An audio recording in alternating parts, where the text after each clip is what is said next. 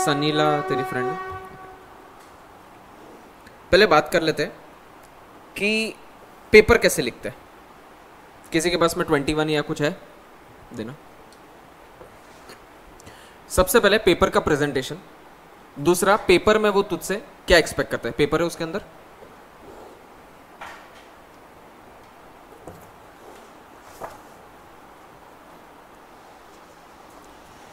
मेरे सामने मैंने एक मॉडल, अच्छा पास्ट पेपर भी है इसमें कोई लास्ट में?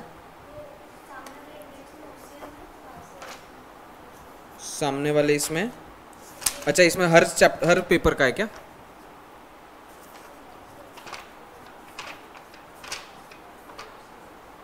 आने एक मिनट, कौन सा बोल रही है तू?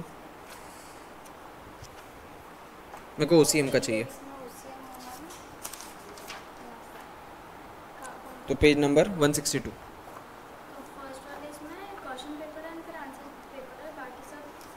हाँ मेरे को सिर्फ एक चाहिए 162,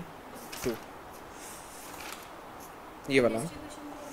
हाँ ठीक है चलेगा। अब इसमें तुम्हारा question number 1A, select the correct option and rewrite the sentences.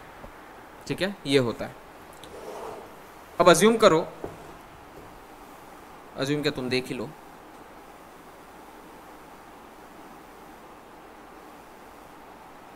ये तुम्हारा पेपर है,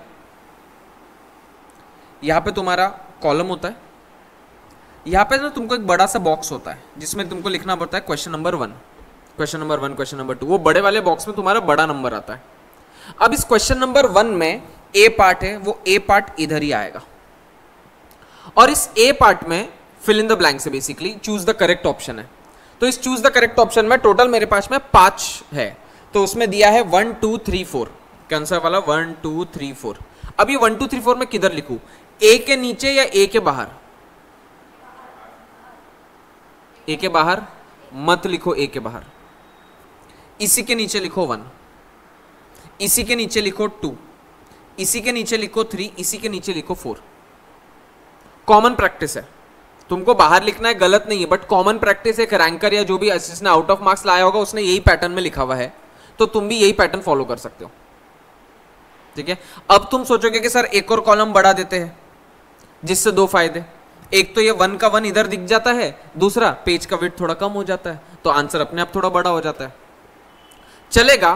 फिर दूसरा गेम आपको ये खेलना पड़ेगा कि प्रेजेंटेशन उतना टॉप होना चाहिए, वरना पता चला इससे भी कम कर दिया और लिखा ऐसा कि मां कसम सामने वाला भी शर्मा जावे पढ़ के, तो वो नहीं होना चाहिए। एटलीस्ट तुमको लिखना है, लिखो। प्रेजेंटेशन में गेम वापस जीतना पड़ेगा, क्योंकि तुम थोड़ा अलग करने की स्टाइल करने की ट्राई कर रहे हो, तो वहां पे वो एक्सपेक्ट करेगा कि तू कुछ एक्स्ट्रा दे हमको।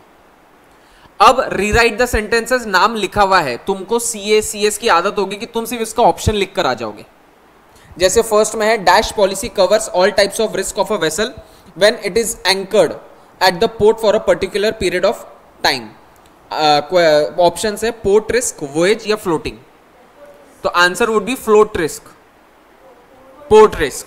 तो answer would be A option, port risk. तो यहाँ पे ये मत करके आना, ए पोर्ट रिस्क हो गया। चलो बी आगे, ये हरकतें मत करके आना। तुमको ओ बालकनी सामने अंदर कसो, तुमको पूरा क्वेश्चन लिखना है और लिखने के बाद में जो आंसर है उसको अंडरलाइन करना है। सर टाइम नहीं पूरता, करना पड़ेगा, उसको बोलो इन पेपर वाले को करना यही पड़ेगा। Question number 2 match the pairs. Match the pairs में क्या करोगे? तुम्हारा क्वेश्चन नंबर इसका बी है, बी कहां से शुरू करूं, यहां से या नए पेज से? नेक्स्ट पेज से। तो सर व्हाट इफ अगर मेरा ये आधा पेज तक हो गया तो? अब यहां से मैं जो ए है ना, ये ए, इसी का मेरे को बी शुरू करना है, तो मैं यहां से शुरू कर सकता हूं क्या? Answer is yes. आप उसी पेज से सब क्वेश्चन स्टार्ट कर सकते हो, कोई प्रॉब्लम नहीं है। अब यहां पे मैच द पेयर है, उसको ऊपर लिखो match the pair, underline. Sir underline pencil से, स्केच पेन से चलेगा क्या? किसी से भी चलेगा, स्केच पेन बट ब्लैक होना चाहिए। सर स्केच पेन अगर ऐसा रहा कि पीछे के इस पे उमट रहा है तो चुपचाप पेंसिल से कर। बट सर करना जरूरी है क्या? 100 में से 100 लाने तो करना जरूरी है, 70 लाने तो ऐसे ही आ जाएंगे। ठीक है, मैच द पेयर, उसका फर्स्ट हेनरी फेयोल डैश, इसका आंसर बी डैश इसका आंसर, सी इसका डैश इसका आंसर, डी इसका आंसर। हुआ खत्म। नेक्स्ट पेज पे जाने वाले हम। मेक श्योर कि नेक्स्ट पेज पे ये क्वेश्चन कैरी फॉरवर्ड ना होवे। और ऊपर में एक बार हो गया ये आंसर लिखकर, एक लाइन आनी चाहिए वहां पे जिससे ये आइडेंटिफाई हो जावे कि जो ए पार्ट था वो यही तक का था। मैं ये जो काचड़ कीचड़ करके बता रहा हूं तुमको, एक मॉडल पेपर भी आंसर शीट दूंगा, मैं ग्रुप पर ही सेंड करूंगा, बट अभी तुम ये समझ लो कि लिखना कैसे है। आई बात समझ में? बी हो गया, एक लाइन यहीं पे आ जानी चाहिए। अब मैं गया नेक्स्ट पेज पे। नेक्स्ट पेज पे अगेन यहां पर एक कॉलम हुआ होगा ऐसा। अब क्वेश्चन नंबर सॉरी इसी का पार्ट सी है तो यहीं पे आएगा सी।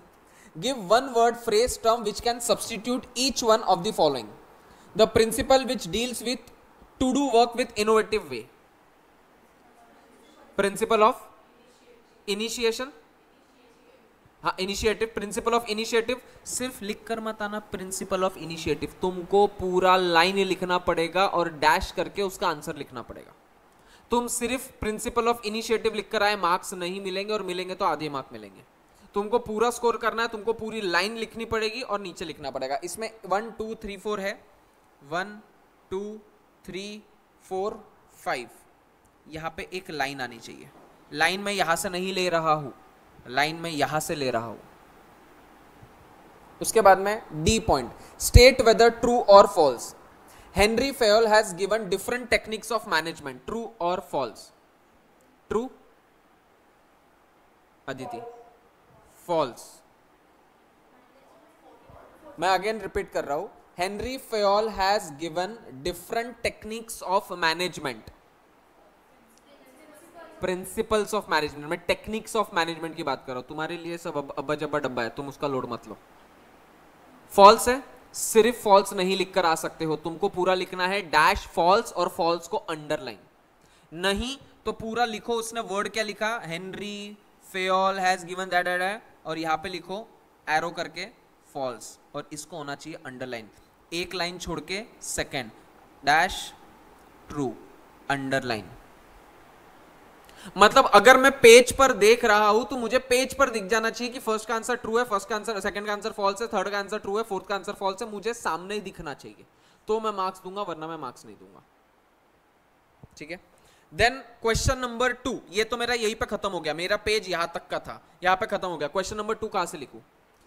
करना ही मत यहां से शुरू। क्वेश्चन नंबर 2 अगले पेज पर जाएगा जहां पे एक बड़ा सा डब्बा फिर से दिया रहेगा, यहां पर आएगा आपका क्वेश्चन नंबर 2। ठीक है।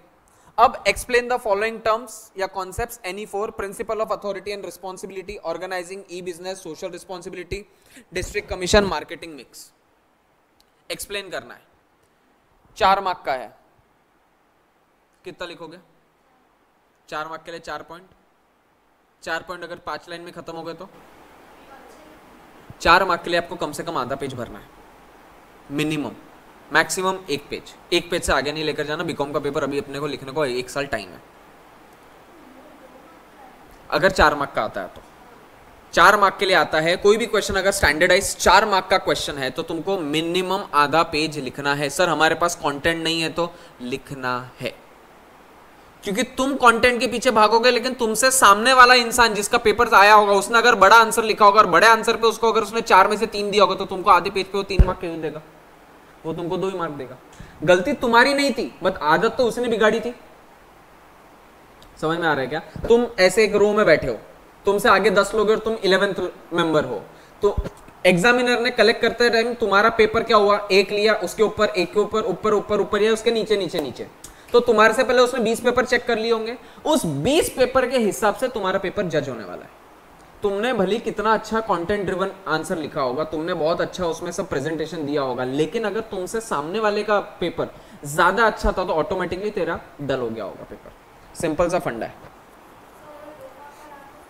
2 मार्क का रहा तो कम से कम 4 से 5 लाइन लिखनी पड़ेगी पेपर। ठीक है। और उसमें 2 मार्क में अगर 2 चीजें पूछी हो, example 2 types of market define करने बोला हो, तो एक मार्केट के लिए 3 लाइन, दूसरे मार्केट के लिए 3 लाइन, तो ऑटोमेटिकली वो आधा पेज हो जाएगा तुम्हारा। क्लियर है? अब मैं आता हूं study and express your opinion. ठीक है, ये कोई काम नहीं है। पहले आ जाता हूं distinguish between. Question number 4, distinguish between any 3। 12 mark के लिए, मतलब एक कितने का? 4 मार्क के लिए कितने पॉइंट्स लिखोगे तुम? मिनिमम 6, मैक्सिमम 8, 6 से नीचे पॉइंट्स नहीं लिख सकते हो। मिनिमम 6, अगर है ही नहीं 6 के नीचे तो बात अलग है, लेकिन अगर तुम्हारी बुक में 6 पॉइंट्स दिए हुए तो तुमको 6 पॉइंट्स लिखने पड़ेंगे। 1 mark equal to 1 point equal to 1 mark, ये CS में होता है, 12th में नहीं होता। 12th में लेंथ होती है, लेंथ। तो 4 मार्क का अगर डिस्टिंग्विश बिटवीन है तो तुमको कम से कम 6 पॉइंट लिखने हैं और मैक्सिमम 8 पॉइंट लिखने हैं। सर इससे ज्यादा आता हो तो पहले बाकी का पेपर लिख, फिर इस पे आना, क्योंकि तूने ज्यादा भी लिखे तो मार्क्स तेको 4 ही मिलेंगे। Extra marks for good handwriting वाली कोई कॉन्सेप्ट नहीं आती इधर, ठीक है। ऐसा होता है कि लंबा छक्का मारो तो भैया 8 दे दो ना, तो मिलेंगे उतनी, मतलब मैक्सिमम उसकी लेंथ 4 मार्क की है तो उतना ही मिलेगा। अब प्रेजेंटेशन की बात करते हैं। तुम्हारा क्वेश्चन नंबर 4 है डिस्टिंग्विश बिटवीन, तो यहां पे तुमने लिखना चाहिए डिस्टिंग्विश बिटवीन, ये ऐसा नहीं है W1 मैंने लिखा है सिर्फ। अब फर्स्ट डिस्टिंग्विश बिटवीन है traditional business and E business. अब इसने लिख के दिया है traditional business and E business, तो लेफ्ट साइड में मेरा क्या आना चाहिए, ट्रेडिशनल बिजनेस, और राइट साइड में इसने उल्टा करके दिया होता। तुम्हारी बुक में भी ट्रेडिशनल और ई बिजनेस ही है, लेकिन अगर इसने क्वेश्चन में ई बिजनेस एंड ट्रेडिशनल बिजनेस पूछा होता तो पहले ई बिजनेस लिखना पड़ेगा और बाद में, सर गलती से मैंने वो लिख दिया, काट दे उसको। बट तुम ये मत सोचो कि तुम उसको बेवकूफ बना सकते हो, you can not make full out of him. तुमको जो लेफ्ट साइड में लिखा है तुमको लेफ्ट में ही लिखना, और जो राइट में लिखा है वो राइट में ही लिखना है। अब इसके प्रेजेंटेशन के 2 तरीके, which first I will recommend, second तुमसे होता है तो ठीक, नहीं होता है तो ठीक। फर्स्ट प्रेजेंटेशन है, पहले तो एक अच्छे से ऐसे लाइन बना लो, मेरे जैसे नहीं, अच्छे से, और इसमें टोटल 3 कॉलम्स होने चाहिए। नंबर या पर्टिकुलर्स, कुछ भी लिखो यहाँ पे, पर्टिकुलर्स, ट्रेडिशनल बिजनेस, पूरा पूरा, हाँ मैं शॉर्ट फॉर्म में लिख रहा हूं, और यहाँ पे ई बिजनेस। क्या लिखने वाले हो तुम पॉइंट, हाँ बोल, हाँ बराबर, वो सेकंड टाइप ऑफ प्रेजेंटेशन है भाई। तू बोल रही है कि 1 पॉइंट मीनिंग, फिर उसको 2 भाग, फिर नीचे आके डेफिनेशन, फिर 2 भाग, वो second type of presentation. But मैं इस पे ज्यादा बिलीव करता हूँ, क्योंकि उसमें तुम्हारा लेंथ बढ़ जाता है और मेरे को चेक करने के लिए दिक्कत होती है। ये वाले में चेक करना बहुत सिंपल है मेरे लिए। जैसे ट्रेडिशनल बिजनेस और ई बिजनेस का अगर तुमको डिस्टिंग्विश बिटवीन आता है तो तुम फर्स्ट पॉइंट क्या लिखना प्रेफर करते हो, मीनिंग, तो इधर लिखो मीनिंग, इसका मीनिंग, इसका मीनिंग। अब यहां पे लाइन नहीं मारने का, यहां पे एक लाइन छोड़ दो। सेकंड बिजनेस, सेकंड पॉइंट क्या लिखने की इच्छा है, स्कोप, तो इधर लिखो स्कोप और इन दोनों के स्कोप लिखो। फिर थर्ड पॉइंट क्या लिखने की इच्छा है, रिस्क, इधर लिखो रिस्क, इसका आंसर, इसका आंसर, खत्म हो गया। इसके बाद में एक लाइन ड्रॉ कर दो यहीं पे। सेकेंड टाइप ऑफ प्रेजेंटेशन भी सिंपल है। सेकेंड टाइप ऑफ प्रेजेंटेशन में होगा यू कि तुम लिखोगे यहां पे तुमने लिखा डिस्टिंग्विश बिटवीन, यहां पे लिखोगे distinguish between first traditional business and E business, और यहां पे बीच में लिखोगे मीनिंग, और यहां पे लाइन आएगी, यहां पे मीनिंग, यहां पे मीनिंग, एक लाइन यहां पे कर दो। सेकंड लिखा तुमने स्कोप, फिर एक लाइन आएगी, इसको बना दो एक बॉक्स, इसको बना दो एक बॉक्स, ताकि मुझे ये समझ में आ जाए कि अच्छा पॉइंट नंबर 1 मीनिंग था, पॉइंट नंबर 2 स्कोप था, पॉइंट नंबर 3 रिस्क था। ये हो गया सेकंड टाइप ऑफ प्रेजेंटेशन। मतलब आपका पेज ब्रॉड रहेगा और बीच में एक लाइन के हेडिंग्स आएगी, जबकि फर्स्ट टाइप ऑफ प्रेजेंटेशन में आपका डब्बा बनेगा, टैबुलर फॉर्म। दोनों वैलिड है, मैं फर्स्ट प्रेफर करता हूं, सेकंड में कोई प्रॉब्लम नहीं है। सेकंड में होता ही हो कि थोड़ा टाइम ज्यादा लगता है, क्योंकि तुमको पूरा ऐसे ऐसे लिखना है तो तुम्हारा विड्थ बढ़ता जाता है, जबकि ऐसे में तुम्हारे लिए वही वाली तुम बेवकूफ बनाने वाली जो स्टार्टिंग में कर रहे थे, एक कॉलम डालने का, ऑटोमेटिकली एक कॉलम एक्स्ट्रा ऐड हो रहा है उसमें। Then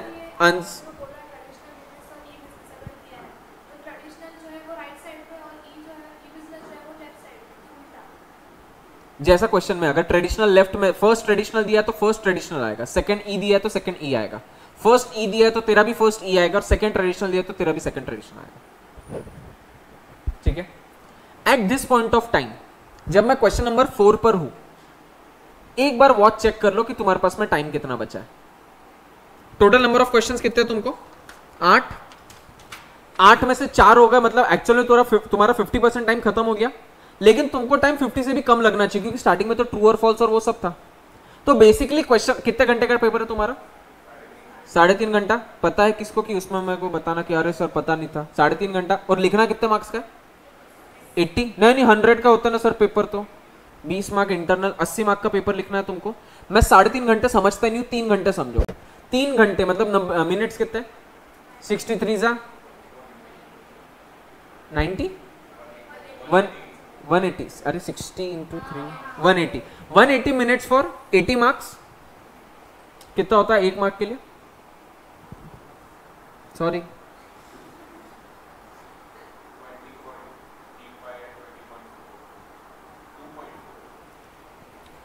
2 minutes. 1 मार्क के लिए तुमको 2.25 मिनट मिलता है, 2.5 मिनट पकड़ लो। तो बेसिकली ऐसा समझो कि ये जो तुम्हारा फर्स्ट 4 क्वेश्चंस थे तुम्हारे 1 घंटे में सॉल्व होने चाहिए। नहीं 1 घंटे में होता है तो मैक्सिमम 1.25 घंटे में, और अगर हद ही करनी है तुमको तो 1.5 घंटा। लेकिन 1.5 घंटे से अगर तुमको ज्यादा टाइम लग रहा है मतलब समझ जाओ तुम बहुत पीछे चल रहे हो रेस के। तुमको स्कोर इंप्रूव करना है, सबसे मेन इंपॉर्टेंट फंडामेंटल फीचर है पेपर पूरा लिखकर आना है, पूरा 80 मार्क्स का। सर हमको कुछ क्वेश्चन आते नहीं, उसका कुछ याद नहीं आ रहा है, जो तेरे को आता है वो लिख कर आ, लास्ट में लिख चलेगा। सर क्वेश्चन नंबर 1 पहले लिखा, फिर 6 लिखा, फिर 2 लिखा, फिर 4 लिखा तो चलेगा क्या? चलेगा, बट वो दिक्कत है कि वो सामने वाला बीवी से झगड़ के आया है कि फ्रेश माइंड से बैठा है पेपर चेक करने। अगर वो बीवी से झगड़ के आया हुआ वो मार्क्स काटेगा। क्यों उसको हरकत कर रहे हो? और क्या नहीं जमेगा तेरे को? वो बाद में क्या याद आ जाएगा? तो आले भट्ट की औरत है, कुछ नहीं आना है। अगर आना है तो अभी आना, नहीं तो कभी नहीं आना है। सिंपल फंडा है। क्वेश्चन नंबर 1 के बाद 2 लिखो, 2 के बाद 3 लिखो, 3 के बाद 4 लिखो। और उसमें भी महापाप तो करना ही मत कि 2 में पहले 1 लिखा, फिर 4 लिखा, फिर 3 लिखा। ये तो करना ही मत। ये तो साला सीएस में ना चले, 12वीं में क्या चल जावे तुम्हारे। सर आपने बोला था 1 के बाद 2 लिखा, 2 के बाद 3 लिखा, बट 3 में ए के बाद में सी लिखा। पागल है क्या? ऐसी तो हरकत करना मत, ये तो महापाप है। इसको तो करना ही मत कभी लाइफ में। सीक्वेंस पे ही आना पड़ेगा। तुमको अपने आप पे थोड़ा डाउट आ रहा है तो हर आंसर के बाद में 2 लाइन एक्स्ट्रा छोड़ दो। हाँ भाई यहाँ पे और 2 लाइन फिल करने के लिए हम पूरा पेपर लिख देते हैं, फिर वापस से इसके ऊपर आएंगे, इस क्वेश्चन को वापस से अटेंड करेंगे और वापस से 2 लाइन एक्स्ट्रा लिख देंगे तो ठीक है। 2-3 लाइन के लिए जगह छोड़ दिया दैट इज ठीक है, बट इसके अलावा नहीं।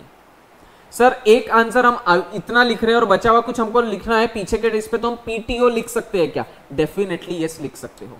सर हम भगवान के बहुत बड़े भक्त थे, हमारे पास में 4 मूर्तियां लगाते और हाथ में 15 अंगूठे पहन के आए थे, हम ओम श्री लिखना चाहते, निकाल देगा क्लास के बाहर। वो पेपर रिजेक्ट हो जाएगा। ओम श्री, ओम नमाय, ओम नमः शिवाय कुछ नहीं लिखना। It identifies your paper. और अगर एग्जामिनर ने देखा या चेकर ने देखा कि तुमने ऐसा कुछ लिखा है जिससे तुम्हारा पेपर अलग से आइडेंटिफाई हो जाता है, तेरा पेपर वहीं पे कैंसिल हो जाता है। तो ये कुछ नहीं, जो भी तुम्हारे मन की भगवान की भावना है वो अंदर तक रखो। देखो जितनी भी श्रद्धा है, आरती है, अनुग्रता है, जो भी है सब तेरे तक रख युवराज। हाँ तो ये सब पेपर पर नहीं आना चाहिए। पेपर पर तुमको सारी चीजें हाईलाइट करके बताना, हाइलाइटर से नहीं, पेंसिल से और sketch pen, whatever the case में भी। स्केच पेन है ट्रस्ट में वो। हाँ कुछ नहीं, ऐसा कुछ नहीं अलाउड है, बट हो सके तो पेंसिल से लिखना, क्योंकि स्केच पेन हम लेकर आते हैं दुकान से जो पड़ा रहता है 10 दिन तक, फिर बाद में वो लीक होना चालू हो जाता है। तो तुम यहाँ स्केच पेन से अंडरलाइन करोगे वो पीछे दिखेगा। तो हो सके तो पेंसिल ही, वरना स्केच पेन अलाउड है, बट स्केच पेन नहीं यूज करो तो ज्यादा बेटर है। सर हम रंग बिरंगी कलर यूज कर सकते हैं क्या? लाल से अंडरलाइन करे, तेरे को इतना मारूंगा पूरा लाल हो जाएगा। तुम सिर्फ सादा अपना ब्लू ब्लैक पेन जो है वही यूज कर सकते हो, उसके अलावा कुछ यूज नहीं कर सकते हो। रेड पेन एग्जामिनर के लिए चेक करने के लिए होता है और ग्रीन पेन प्रिंसिपल्स के लिए होता है। तुम दोनों में से एक भी नहीं हो, तो कृपया करके stick to your pen and stick to your pencil. ठीक है, नेक्स्ट आता है आंसर इन ब्रीफ। अब यहाँ पे मेन प्रेजेंटेशन का गेम शुरू होता है। यहां तक तेरा और एक रैंकर का, रैंकर मतलब जो फर्स्ट आता है अमरावती में, विदर्भ में, महाराष्ट्र में, जो भी है उसको मैं अभी के लिए रैंकर घोषित करता हूं। तेरा और रैंकर का पेपर यहां तक डिक्टो सेम रहेगा। अब जो फर्क पड़ेगा वो ये क्वेश्चन से फर्क पड़ेगा। अगर तुमको बाजी जीतना है तो ये क्वेश्चन से जीतना पड़ेगा। जितने आज यहां पर है या जितना उन्होंने ये लेक्चर्स नहीं देखा या वो ओल्ड प्रेजेंटेशन से करने जा रहे थे, उनमें और तुम में एक डिफरेंस रहेगा। अब यहां से आंसर्स में सुनना ध्यान से। क्वेश्चन है state 4 types of deposits. Answer any two 8 mark, मतलब एक 4 मार्क के लिए। 4 टाइप्स ऑफ डिपॉजिट्स। कोई बता पाएगा? डिमांड डिपॉजिट, टाइम डिपॉजिट, मैं 4 बोल रहा है इसने तो।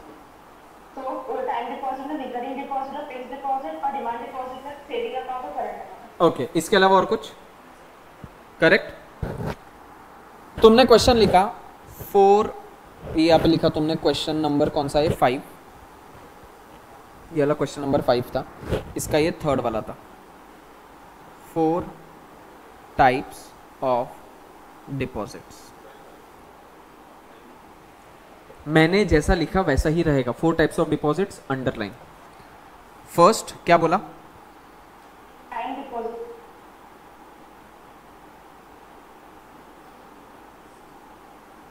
इसके बारे में लिखा, उसके अंदर लिखा तुमने टाइम डिपॉजिट में थोड़ा बहुत हेडिंग लिख दिया, मतलब थोड़ा बहुत इंट्रोडक्टरी पैराग्राफ कि टाइम डिपॉजिट होता क्या है, ठीक है। उसके अंदर लिखा फिर तुमने ए पॉइंट, मेक श्योर तुम्हारा 1 और ये 1 मैच ना हो गए। मतलब मैंने ऊपर 1 लिखा तो यहाँ पे मैंने ए लिखा, यहाँ पे तुम रोमन ए लिख सकते हो। बुलेट्स अवॉइड करो, क्योंकि बुलेट से समझ नहीं आता कि नंबर क्या है, ए बी सी डी, या रोमन में 1 या छोटे में आई जैसा लिखते हैं अपन 1 2 वैसा लिख, वो सब चलेगा। फर्स्ट में क्या लिखूंगा मैं? Recurring deposit, recurring deposits. इसको अंडरलाइन मत करो, क्योंकि टाइम के अंदर दूसरा अंडरलाइन करोगे तो समझ ही नहीं आएगा उसको क्या लिख रहे हो। लिखा। सेकंड पॉइंट,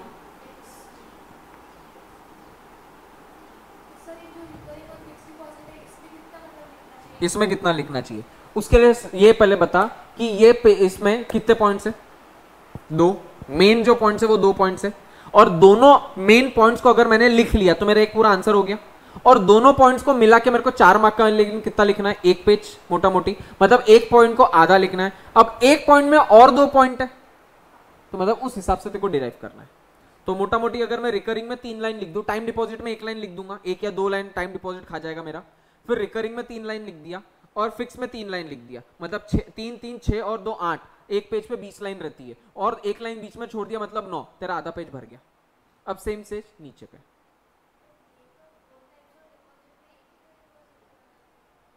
क्या क्या? हाँ, 2 में और 2 है, मेन 2 ही है, उस 2 में और 2 निकलेंगे। करेक्ट। तो तुमने ये आंसर लिख दिया। पहला लिखा टाइम डिपॉजिट, सेकंड कौन सा रहेगा? जो मेन पॉइंट है टाइम डिपॉजिट, सेकंड वाला क्या रहेगा? डिमांड डिपॉजिट, जो एज पर डिमांड आपको मिलता है। सेकंड पॉइंट लिख दिया, तुम्हारा आंसर खत्म नहीं हुआ। तुमको लास्ट में लिखना है, ये सपोज तुम्हारा पेज यहाँ पे खत्म हो गया तो लिख दो पीटीओ। नेक्स्ट पेज पर जाओगे और यहाँ पे लिखो कंक्लूजन। ये नया है कंक्लूजन, और कंक्लूजन के बाद में टाइप्स ऑफ डिपॉजिट्स, लड़कियों वाली हरकत स्केल लेने का, लाइन, टाइम, डिमांड। टाइम में 2 पार्ट्स, डिमांड में 2 पार्ट्स। अब तुम्हारा आंसर खत्म हुआ।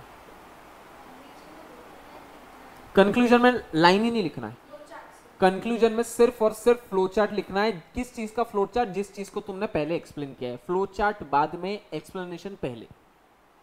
फ्लो चार्ट बाद में, एक्सप्लेनेशन पहले। एक्सप्लेनेशन बाद में लिखा तो उसका मूड खत्म हो जाता चेक करने से। उसको पहले तुमको प्रेजेंटेशन से लुभाना है कि हाँ भाई देख मैंने कितना अच्छा लिखा, और बाद में कंक्लूजन में देना है कि देख तूने मेरे को पूछा था 2 टाइप्स ऑफ डिपॉजिट या 4 टाइप्स ऑफ डिपॉजिट्स, उसमें मैंने तेरे को पूरा क्लियर करके दे दिया कि ये सारी पिक्चर है। ऑटोमेटिकली तेरा आंसर 1.5 पेज का माना जाएगा। और अगर तेरे को पिछले पेज पर जो उसने फर्स्ट चेक किया, तुमने लास्ट में पीटीओ लिख दिया, फर्स्ट पेज पर सपोज उसने 4 में से 3 ही दिया होगा, वो पीछे आएगा उसको वापस एक चीज दिखी, वो झक मार के उसको आधा मार्क देगा। जहां तेरे को 4 मिल रहा था ऑटोमेटिक तेरे को 4.5 मिला, क्योंकि उसने एक्सपेक्ट ही नहीं किया था कि ये कुछ बनाने वाला है। तो इसमें तुम अपना प्रेजेंटेशन चेंज कर सकते हो। तुमने अभी ऐसा लिखा, सेकंड वाले में तुम ऐसा लिख सकते हो कि बीच में कुछ होगा। जैसे एक और क्वेश्चन है 5 प्रिंसिपल्स ऑफ हेनरी फ्योल, ये तो लिख सकते हो 5 प्रिंसिपल्स, तो बीच में लिख दो प्रिंसिपल्स, 5 नहीं लिखना, प्रिंसिपल्स ऑफ हेनरी फ्योल। कितने प्रिंसिपल्स हैं हेनरी फ्योल के? 14 14। उसने पूछा कितना हमसे? 5। देख लो 1 मार्क के लिए 1 पूछा क्या उसने? 4 मार्क के लिए ना क्वेश्चन, तो पूछा 5, मतलब 1 मार्क के लिए 1 क्वेश्चन हुआ क्या? इसीलिए ये कॉन्सेप्ट दिमाग से निकाल लो 20 मार्च 22 मार्च तक कि 1 पॉइंट इक्वल टू 1 मार्क। वो CACS में होता है, यहाँ पे नहीं होता वो सब। 14 प्रिंसिपल्स है। अब जब तुम ग्राफ बनाओगे तो ग्राफ में कितने प्रिंसिपल होंगे? 5। 14 लिखना है तो 14 लिखो, नहीं तो कम से कम 10 तो भी लिख कर आना। और इस टाइम पर तुम इसको 1 2 3 4 5 6, पहले एरोस बना लेना, तो बाद में फिर इसके बच्चा इसके अंदर घुस रहा है, फिर इसके अंदर घुस रहा है, तो करने गए थे प्रेजेंटेशन करके कबाड़ा आ रहे हो, तो पहले थोड़ा प्लानिंग कर लेना। और प्लानिंग करने को कोई 2-3 साल नहीं लगते, 2 मिनट बैठ के प्लानिंग, और सब करना पेंसिल से, फिर घसीटते बैठे वहाँ पे, मतलब पेपर चल रहा है तुम्हारा, वो बच्चा आगे लिख रहे हैं, तुम उसी को रब करते और नया नया आंसर लिखते जा रहे हो। ऐसी हरकतें ना करो। और कृपया करके अपने हाथों में मर्दों का जोर मत लाओ कि रब कर रहे फट गया पेपर, ऐसे भी करते हैं लोग। अरे इतने विचित्र प्राणी है साले, मैंने ऐसे ऐसे लोग देखे, सीए के इसमें ऐसे देखे हुए, तुम तो भी 12वीं के हो, बॉटल ऐसे, ये पेपर बैठा ऐसे पानी लेकर बैठे, क्यों? मछली है, मर जाएगा बिना पानी के, नीचे रखना भाई, अगर ये गिर गया तो क्या करेगा? फिर रख के, नहीं तो नीचे पैर के पास, मतलब अक्कल तो इतनी पैर के पास, फिर वो पैर से पानी गिरता, वो उसकी गई वहां तक धार, फिर मैडम वो ऐसा हो गया वैसा हो गया, मतलब उस पूरे क्लास का ध्यान वहीं पे, क्यों हरकतें कर रहे हो? एक बहुत बड़ी मतलब एक प्रॉब्लम है, नाम नहीं लूंगा, बहुत सारे टीचर या बहुत सारे प्रोफेसर बोलते हैं पानी लेकर जाने का और बीच बीच में पीते रहने का, टेंशन आया पानी पियो, टेंशन आया पानी पियो। अबे इतना टेंशन होता है तो पेपर लिखेगा कि वॉशरूम जाएगा पूरे टाइम? फिर हर 10 मिनट में मैडम को लगता सप्लीमेंट नहीं मैं आई गो टू वॉशरूम, क्या है ये? 3.5 घंटे का पूर्ण उपयोग क्या वॉशरूम में जाके करेगा? तुमको स्ट्रेटेजिकली अपने पेपर को सॉल्व करना है। और जब तुम 12वीं का पेपर दे रहे हो, even if it's a 12th paper, but तुमको ऑप्ट करना है या तुमको एक्ट करना है कि तुम एक प्रोफेशनल पेपर दे रहे हो, और कुछ नहीं ज्यादा कूलनेस च्युइंगम खा के बैठे हो, बीच में कुछ तो भी उठा के खा रहे हो, फिर बीच में हेड डाउन कर दिया, मैं तो ब्लैंक हो गया, कौन सा आईएएस की पढ़ाई कर रहा, कैसा ब्लैंक होता है तू? ये सारी हरकतें तुमको पहले ही अपने आप को डिसाइड कर लेना पड़ेगा कि भाई साहब हमको किस स्टेज में किस टाइम तक क्या क्या पेपर्स कंप्लीट करना है। आई बात समझ में? पेपर का प्रेजेंटेशन ऐसा रहेगा, कंक्लूजन में हमेशा एक ग्राफ बनेगा और यहीं पे तुम्हारा गेम जीता जाएगा। आई बात समझ में? इसमें ग्राफ में तुम ऐसे फिर क्या भी बना सकते हो, जैसे प्रिंसिपल्स लिखा तुमने, ज्यादा क्रिएटिविटी कुछ भी कर सकते हो तुम, कोई प्रॉब्लम नहीं है, बस ज्यादा टाइम पास मत करना उसमें, नहीं तो फिर वो हाँ पान का पत्ता ऐसा, फिर इसमें कुछ तो भी, वो जैसे फोन पे बात करते ना, हाँ अच्छा, मैं तुमको बता रहा हूं पेपर लिखते कैसे है, जीवन का टाइम पास सारा करने के लिए घर आके करना, बहुत टाइम है अपने पास टाइम पास के लिए। पेपर तुम्हारा ऐसा होना चाहिए कि देख के मां कसम ऐसा निकले उसके अंदर से कि भाई ये पेपर को तो 70-80 मार्क्स मिलने ही चाहिए। अच्छा, पेपर 3 लोग चेक करते, तुम्हारा पेपर 3 लोग चेक करते हैं। फर्स्ट इन्विजिलेटर चेक करता है, तेरी औकात अगर 60 मार्क के ऊपर की है तो वो मॉडरेटर के पास जाएगा, 60 के नीचे तो जाएगा ही नहीं, तू आजा पीछे। 80 मार्क का पेपर है, 60 के ऊपर अगर तेरा पेपर गया, 60 मार्क्स के अबाव अगर तेरा पेपर जाता है तो वो जाता है मॉडरेटर के पास। मॉडरेटर उस टाइम पे तुम्हारे प्रेजेंटेशन को मद्देनजर रखते हुए मार्क्स देता है और वो निकालता है तुम्हारी स्पेलिंग मिस्टेक्स, क्योंकि उसको कंटेंट से मतलब नहीं, कंटेंट तो इन्विजिलेटर ने चेक कर लिया, अब वो देखता है तूने स्पेलिंग मिस्टेक्स क्या किया है, अब वो चेक करता है तूने क्या बोलते हैं कि जितने मार्क्स के लिए जितने पॉइंट लिखने चाहिए थे उतना लिखा या नहीं लिखा। और अगर तेरा पेपर 75 या 70 तो भी क्रॉस कर दिया तो वो जाता है उसके बड़े वाले चीफ मॉडरेटर के पास और वो पूरा चीर फाड़ करता है। वो मिले हुए मार्क्स को काटेगा नहीं, बट मार्क्स काटने के लिए तुम उसको रीजन दोगे तो वहां पे वो पक्का काटेगा। वो ऐसी जगहों पर मार्क्स काटेगा जो पहले 2 लोगों को समझ नहीं आया कि इसने ये गलत किया। वो मार्क्स काटने के लिए नहीं बैठा है, उसको दुश्मन मत समझो अपना और मन में कोसना बंद करो। वो मार्क्स काटने नहीं बैठा है तुम्हारे, तुमको उसको बेवकूफ बनाना है। मैं या कोई भी इंसान जो पास हुआ है या जो सीए बना है, सीएस बना है, एमबीए बना है, जो भी रिटर्न पेपर देके पास हुआ है, वो अपने दिमाग से पास नहीं हुआ है, वो सामने वाले को बेवकूफ बना के पास हुआ है।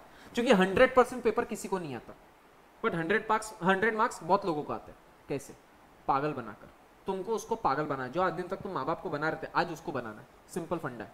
तुम प्रो हो उस चीज में, तो तुमको मेरे को कैसे करते वो बोलने की जरूरत नहीं है। अकाउंट्स में भी होती है, अकाउंट्स में भी। हाँ, अरे अकाउंट की स्पेलिंग ACCINTS। विलियम शेक्सपियर 3 बार मर गया वो पढ़ते पढ़ते।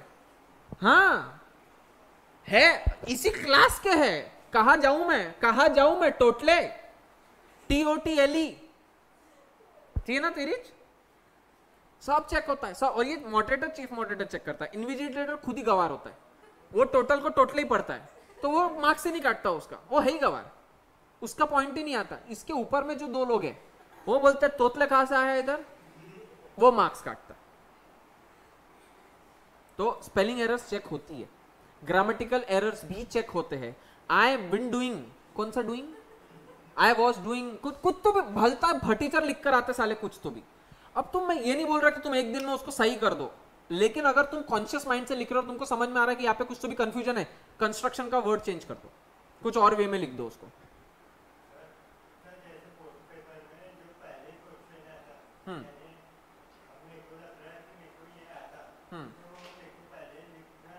Question number 1, question number 2, question number 3, question number 4, question number 5, question number 6, question number 7, question number 8, यही सीक्वेंस रहेगा, सीक्वेंस चेंज नहीं हो सकता। नहीं, छूट गया जगह छोड़ के रख, छूट गया उसको क्रॉस कर दे पेज को, कि तूने उसके लिए जगह छोड़ के रखी थी लेकिन तेरे को आया नहीं, पेज को वहीं पे क्रॉस कर दे।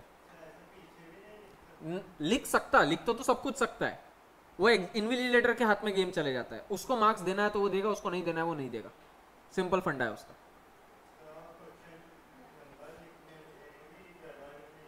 ऑब्वियसली क्वेश्चन नंबर में कैसा तू गड़बड़, हाँ एक किया था किसी ने क्वेश्चन नंबर 2 में क्वेश्चन नंबर 4 का आंसर, और बोले आपने 0 क्यों दिया, मैं बोला क्योंकि मेरे को क्वेश्चन नंबर 2 का ये आंसर सही नहीं लगा, बोले ये तो क्वेश्चन नंबर 4 है, मतलब तूने तो क्वेश्चन नंबर 2 में लिखा ना, उसमें भी 0 मिलता है,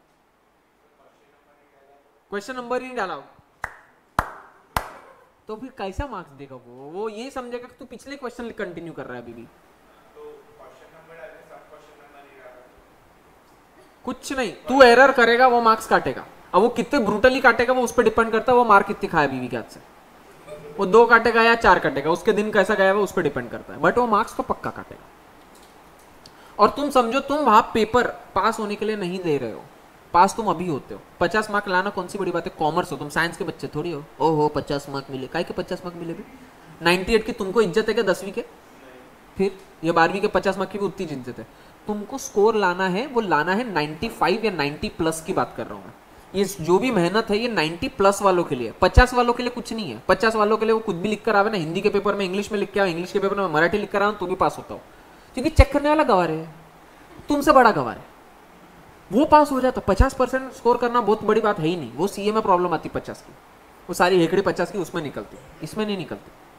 तो ये जो भी मैं डिस्कशन कर रहा हूं ये 50 वालों के लिए नहीं है, तुमको पेपर 90+%, पेपर तो 80 का ही है, 90% प्लस की प्रिपरेशन की ये बात है, यही बात समझ में। उसके बाद में जस्टिफाई द फॉलोइंग स्टेटमेंट, पूरा वर्ड लिखो, नीचे justification dash, justify the word है, planning is the first function of management, yes और नो, डायरेक्ट आंसर नहीं चालू करना, पहले लिखना question number 6(1), planning is the first function of management, underline, justification semicolon underline और आंसर। तुमको समझ में आ रहा मैं क्या प्रेजेंट कर रहा हूं उसको, तुम लिख देते थे आंसर, आंसर भी सही रहता था, लेकिन अगर इसने वैसा लिखा और इसने मेरे जैसा किया, मैं किसको ज्यादा मार्क्स दूंगा, राधिका को, बट ऑफ कोर्स क्योंकि मेरे लिए काम इजी हो गया ना, मेरे को समझ में आ गया कि तुम पेपर क्या लिखना चाहते हो और तुम वो लिख रहे हो जो मुझे देखना है, आई बात समझ में।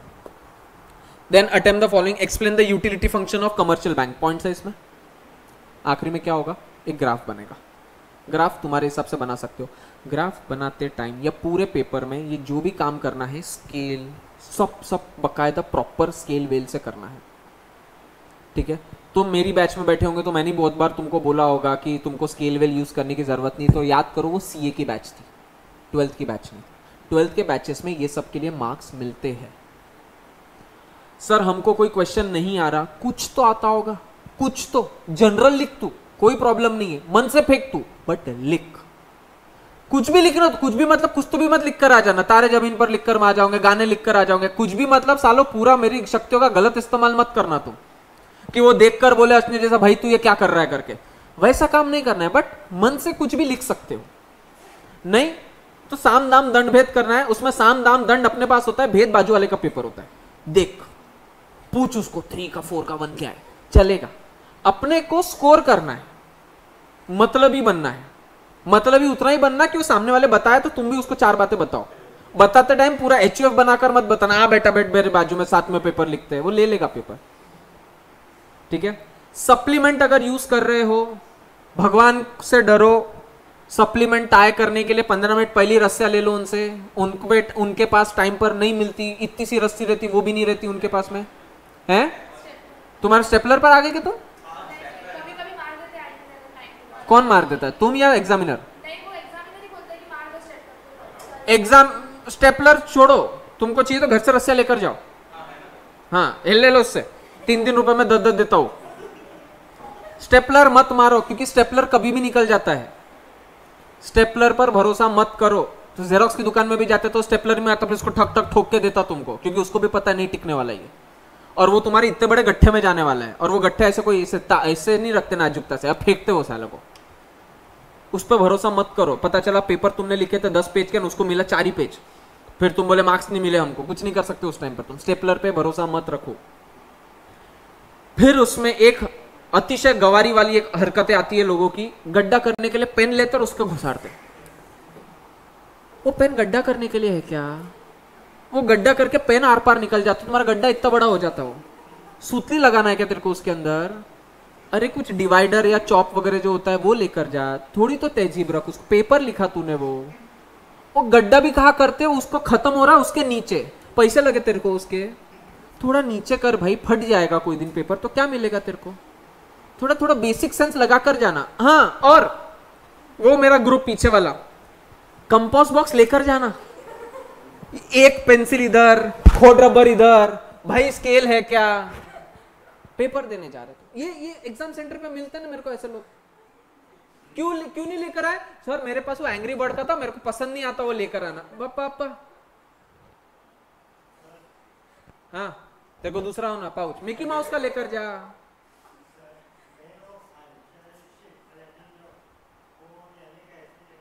कैसी रहती? सुंदर एकदम वाइट रहती, तेरे को भर के देना पड़ेगा उसको। नहीं मैं कराऊंगा ना, तू लोड क्यों लेता है? अबे वो MCQ में गया तू, गोले भरने की बात कर रहा ना तू? हाँ तो अभी उसकी मैं क्या 1 2 3 4 लिखवाऊं तुमसे? ये मैं कैसे प्रैक्टिस करूंगा राजा?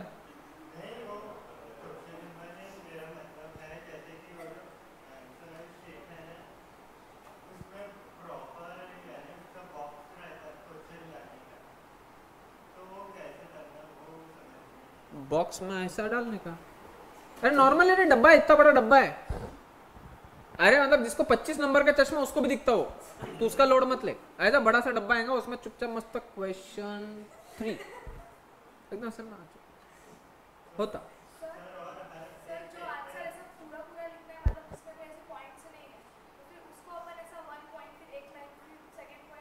नहीं समझा। अच्छा मतलब तू पॉइंट वाइज आंसर लिखने की बात कर रही है? हाँ राइट। हाँ हाँ, तो तुम बोल रहे हो इसको पैराग्राफ बना के लिखे या पॉइंट वाइज लिखे? पॉइंट वाइज लिखे ज्यादा बेटर है। पैराग्राफ में समझ नहीं आता कि तुझे कौन से पॉइंट पर एम्फसाइज करना है। पॉइंट वाइज लिखेगी तो उसको समझ में आएगा कि पॉइंट नंबर 1 ये है, पॉइंट नंबर 2 ये है, पॉइंट नंबर 3 ये है। एक के नीचे नहीं, एक के नीचे, क्योंकि तू 1 के बाद में बीच में 2 लिखेंगी तो उसको ढूंढना पड़ेगा 2 कहां से शुरू हो रहा है, और 1 के नीचे 2 रहेगा तो उसको समझ में आएगा 1 ये है, 2 ये है, 3 ये है, 4 ये है। Point wise yes. और केस स्टडी तो तुमको एनीवेज नहीं होती है।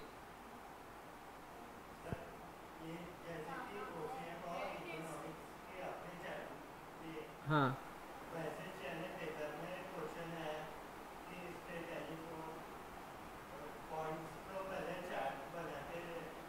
अभी तो बोला राजा, पहले थ्योरी बाद में चार्ट।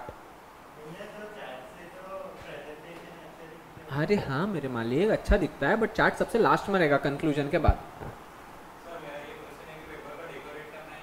डेकोरेट मतलब चांद तारे नहीं बनाना उसके ऊपर, नहीं तो घर से सिल्वर के स्टार वार लेकर जाता हूँ, नहीं। आर्ट क्राफ्ट पेपर नहीं है वो।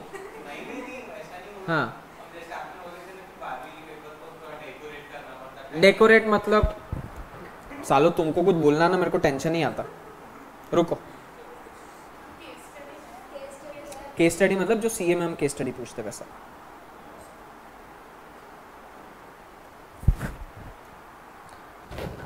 सीए का पेपर है, ठीक है, बट प्रेजेंटेशन देखो, हैंड राइटिंग नहीं है, वो सबकी अलग अलग रहेगी, बट स्टिल मैनेजेबल है।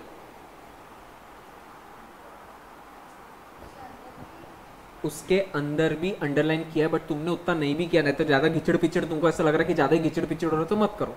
अंदर का अंडरलाइन करना इंपॉर्टेंट नहीं है, बट बाहर उसको अलग अलग क्वेश्चन दिखाना जो अपन ने बात किया वो हिसाब से दिखाना जरूरी है। ये देखो, ठीक है, ये तुम्हारा सबसे लास्ट रहना चाहिए कंक्लूजन में, जो अपन ने प्रिंसिपल्स ऑफ हेनरी फेवल की बात किया था। अब इसने देखो, तुम देखोगे तो उसने जो ये किए हैं एरोज, वो हाथ से किए हुए, you can not use handwritten arrows, तुमको स्केल लेके बकायदा वो वाला काम करना पड़ेगा। ये सीए का हिस्सा चल गया, मैंने पहले बोला कि जो लीनियंसी तुमको सीए में मिलती है वो 12th में नहीं मिलती। तुमको ऐसा है, तुमको जर्नल एंट्री में नीचे, सॉरी हाँ, जर्नल एंट्री में नीचे नैरेशन लिखना पड़ता है, सीए में थोड़ी लिखना पड़ता है। तो तुम एग्जैक्ट मैच मत करो कि आपने सीए में तो बोला था नैरेशन, अब तो 12वीं में तो लिखना पड़ेगा ना। ये देखो, पेपर देखो उसका, समझ में आ रहा है कितना सिंपल है? मेरे को चेक करने वाले को कितना इजी है एक्सेस, हर चीज सामने दिख रहा है। ये देखिए लाइन मारी,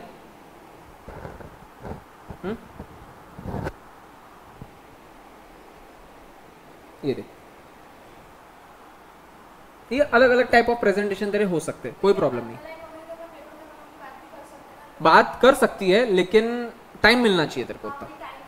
हाँ हाँ, तो मेक श्योर कि तुम बाद में करो, और उसके लिए हमने आधा घंटा छोड़ के रखा है, इसलिए मैंने बोला पेपर 3 ही घंटे का, 3.5 का सोचो ही मत पेपर। और मठे जैसे उठकर मत आ जाना बाहर, हो गया पेपर चलो बाहर। क्या करोगे बाहर? कुछ नहीं, बाहर आके क्या करोगे? खड़े रहोगे ना धूप में, नहीं तो घर जाके इधर और हैंडल मंडल करोगे बे, कुछ नहीं, चुपचाप बैठो। 3.5 घंटा अंदर टाइम दिया ना, बैठो। कहा बाहर आके धूप ले दो, चुपचाप बैठो वहां पे। ये देख,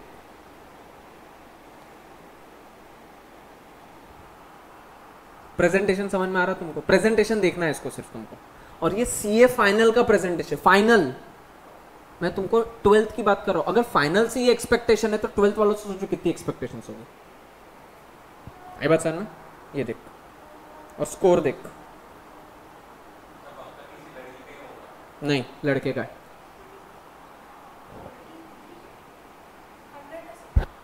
सीए में जहां 50 में पास होने के वांदे हैं, जवानी बीत गई लोगों की 50 लाते लाते तो 83। This is all a psychological effect. आपको सामने वाले की साइकोलॉजी को हिट करना है। आप पेपर कंटेंट मेरे को बताना, तो किसके पास में आज अतरंगी किताब है कि हाँ मेरे वाली किताब में तो बहुत मस्त दिया हुआ है, सबकी सेम ही तो है, तो सबके आंसर सेम ही रहने वाले हैं, तो फिर मार्क्स अलग क्यों आ रहे हैं? गेम यहाँ पे खेला जाता है। तुमने आज दिन तक जो गेम खेला है वो सिर्फ कंटेंट पे खेला है, जो तुम सही भी हो, बट कंटेंट से खेलने पे तुमको 99% की एक्यूरेसी मिलती है। तुमको 100% की एक्यूरेसी चाहिए, तुमको गेम पर यहाँ हिट करना पड़ेगा, और यहाँ हिट कर दिया, बैंग ऑन, तुम्हारा हो गया, सब कुछ क्लियर हो गया। आई बात समझ में? अकाउंट्स का प्रेजेंटेशन और भी अलग होता है, अलग होता है मतलब दिखने वाइज। अब क्योंकि इसमें पॉइंटर्स या टेबुलर फॉर्म नहीं बनते ना, उसका मैं अलग से बताऊंगा क्या करना है, बट ये वाला थिंग याद रखो। ये पेपर भी भेज दूंगा, तुम्हारा एक मॉडल टेस्ट पेपर या लिखना चाहिए वो भी मैं तुमको भेजूंगा ग्रुप पर ही, कि क्या लिखते हैं। बहुत टाइम है तुम्हारा, 9 को पेपर है तुम्हारा। एसपी का है अपना 11 को, हाँ, तो मतलब अगला पेपर तो 9 ही है ना अपना, अपने पास टाइम है, तो तुम्हारे पास उतना सब करने के लिए टाइम है अभी भी।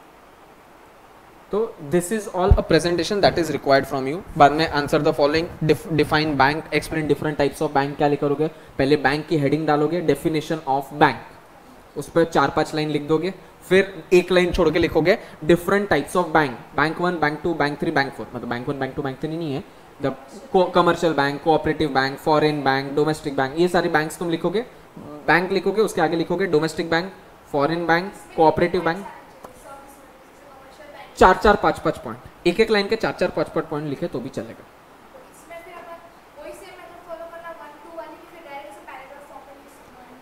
1-2 लिख, पैराग्राफ लिख, दोनों चलता है, दोनों चलता है, बट 1-2 लिखना तो ऐसा लिखना कि उसको इजीली समझ में आ जाए कि तूने क्या लिखा है। तो फिर इधर कमर्शियल बैंक पॉइंट नंबर 1, उसके नीचे point number 2, point number 3, point number 4, इतनी जगह छोड़ दिया। अब इस कमर्शियल के नीचे फॉरेन बैंक आना चाहिए। फिर इसके नीचे point number 1, point number 2, point number 3, point number 4, फिर इसी के नीचे और तीसरा बैंक आना चाहिए, कोऑपरेटिव बैंक, फिर इसके आगे point number 1, point number 2, point number 3, point number 4। 8 mark का एक क्वेश्चन है। और लास्ट में कंक्लूजन, टाइप्स ऑफ बैंक।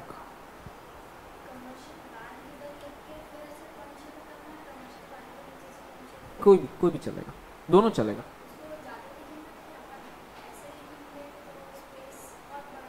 हाँ चलेगा ना, तू कमर्शियल बैंक लिख, उसके नीचे लिख, फिर बैंक लिख, फिर नीचे लिख, चलेगा। 8 मार्क के 2 पेज तो लिखना ही पड़ेगा, 2 पेज। हाँ नहीं है ना, मिनिमम 2 पेज तो लिखना चाहिए, मैक्सिमम 2.5 पौने 3, बस इससे ज्यादा मत लेकर जाना, बस बहुत हो गया, 2.5 पौने 3 बहुत हो गया, हद हो गई, इतना तो है भी नहीं। और चार्ट बना रहे हो तो वैसे तुम्हारा आधा पेज वो खा रहा है ना, सोचो ना, तुम आधा पेज तो तुमको दे रहा है ना, तुम ये करके क्या कर रहे हो, उसको भर भर के बता रहे हो कि देख मेरे को कितना आता है और देख मैंने कितना सुंदर लिखा, वो झक मार के तेरे को मार्क्स देगा, डैम श्योर मार्क्स देगा। ये समझ में आया पेपर कैसे लिखते, तो मैं कंटेंट पर जाता हूँ। प्रेजेंटेशन दिमाग में रहेगा तो पढ़ते टाइम तुमको वो चीज़ें समझ में आएगी कि करना क्या है। पक्का?